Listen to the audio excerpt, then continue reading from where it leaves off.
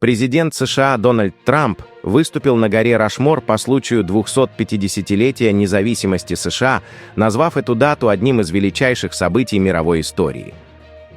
В своей речи он охарактеризовал Соединенные Штаты как старейшую республику мира и самую свободную страну с мощной экономикой, прочной конституцией и эффективной системой государственного устройства.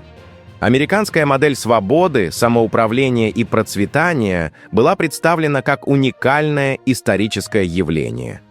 Отдельное внимание Трамп уделил роли Джорджа Вашингтона, Томаса Джефферсона, Авраама Линкольна и Теодора Рузвельта, подчеркнув их вклад в формирование государства. Он также отметил, что американская свобода опирается не только на Конституцию, но и на культуру, национальный характер и ценности общества, истоки которых связаны с наследием Британии, Афин, Иерусалима и Рима. В выступлении прозвучала мысль о том, что сохранение национальной идентичности и культуры является ключевым условием сохранения свободы и государственности США. На этом фоне премьер-министр Армении Никол Пашинян направил поздравления Трампу и вице-президенту США Джей Ди Венсу с 250-летием независимости, подчеркнув наличие общих интересов между Арменией и Соединенными Штатами. В послании Трампу Пашинян отметил значимость его лидерства в мирном процессе между Арменией и Азербайджаном, указав, что проект «Путь Трампа», реализуемый при участии двух стран, может стать важной гарантией устойчивого мира и способствовать развитию более взаимосвязанного и стабильного региона.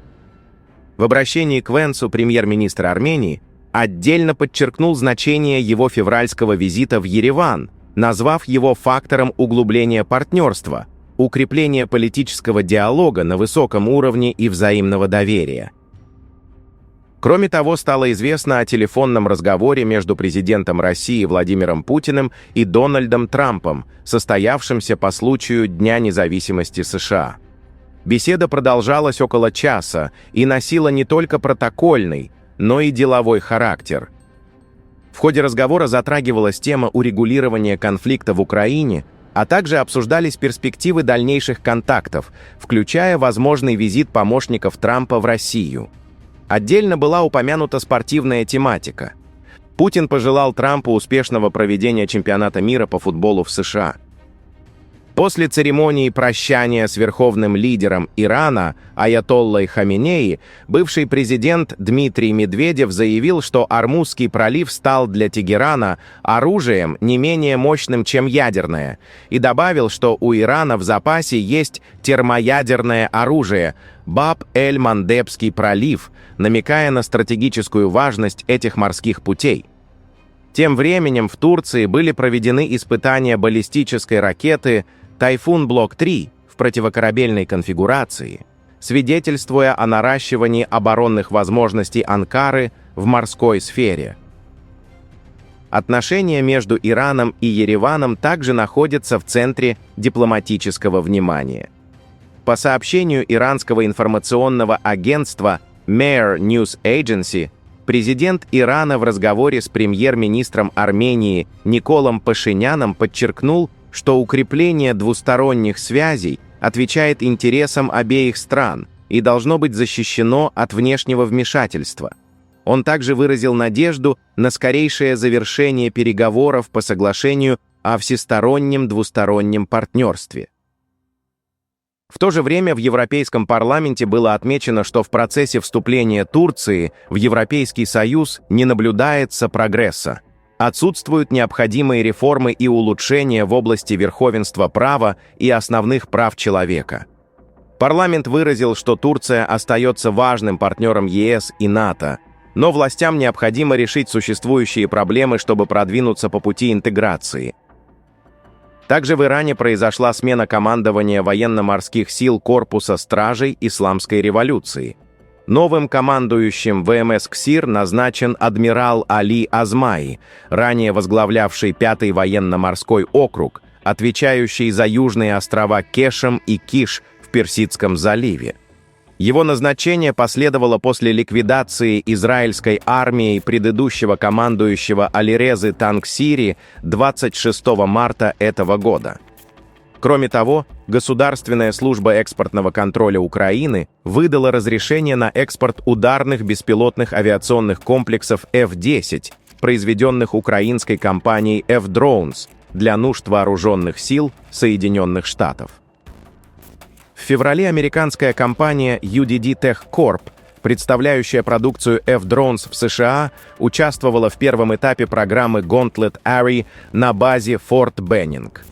Комплекс F-10 занял 6-е место среди 25 участников, вошел в число 11 победителей и получил контракт на поставку 2000 единиц Министерству обороны США, а также был отобран для участия в следующем этапе программы.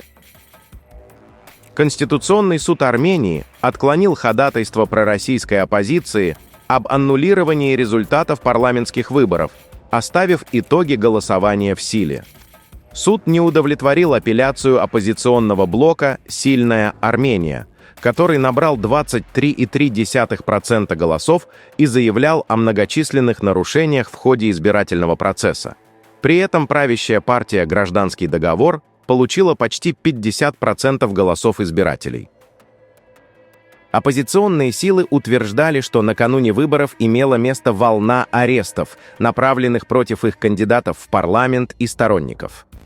Международные наблюдатели, фиксируя обвинения в подкупе избирателей и других нарушениях, вместе с тем отметили, что на большинстве избирательных участков голосование прошло спокойно и без серьезных инцидентов.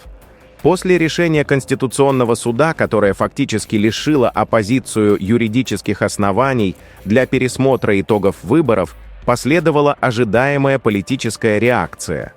5 политических сил объявили о переходе к так называемому институциональному противостоянию, заявив о начале нового этапа борьбы. На этом фоне звучит скепсис в отношении громких заявлений о качественно новом уровне сопротивления, которые, по мнению критиков, могут служить скорее дымовой завесой для вполне прагматичного процесса освоения полученных депутатских мандатов.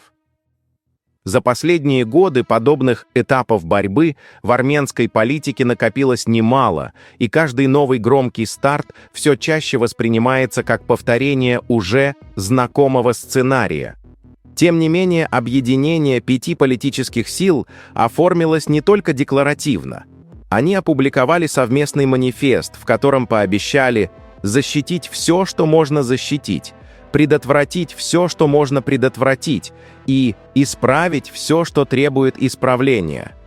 Документ носит общий характер и не содержит конкретных социально-экономических инициатив, ограничиваясь широкими политическими лозунгами. В совместном заявлении подчеркивается, что борьба переходит в поле системного политического противостояния. Его подписали 2 прошедших в парламент блока – Армения и Сильная Армения, а также партии Армянский национальный конгресс, Процветающая Армения и Национально-демократический полюс. Подписанты заявили, что решение Конституционного суда, по их мнению, не снимает вопрос легитимности формирующейся власти, не устраняет фальсификации выборов и не разрешает глубокий политический и правовой кризис в стране. Среди заявленных целей – недопущение изменений Конституции, защита Армянской апостольской церкви, прав политических заключенных и стремление к отстранению действующей власти. О дальнейших шагах объединенные политические силы пообещали сообщить позднее. Пишите ваше мнение в комментариях и подписывайтесь на наш канал, чтобы не пропускать самые важные события мировой политики.